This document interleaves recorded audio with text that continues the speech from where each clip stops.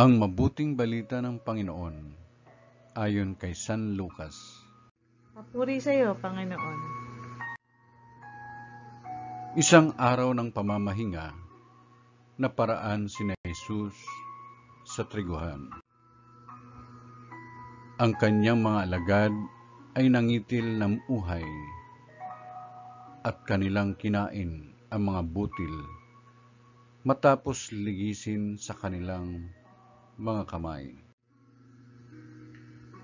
Bakit ninyo ginagawa sa araw ng pamamahinga ang ipinagbabawal ng kautusan? Tanong ng ilang Pariseo. Sinagot sila ni Jesus, hindi ba ninyo nabasa ang ginawa ni David nang magutom siya at kanyang mga kasama?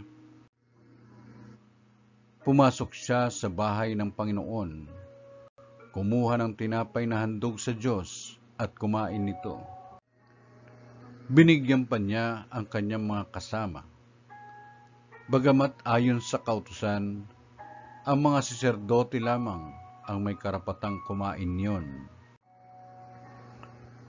At sinabi pa niya sa kanila, ang araw ng pamamahinga ay nasa ilalim ng kapangyarihan ng Anak ng Tao.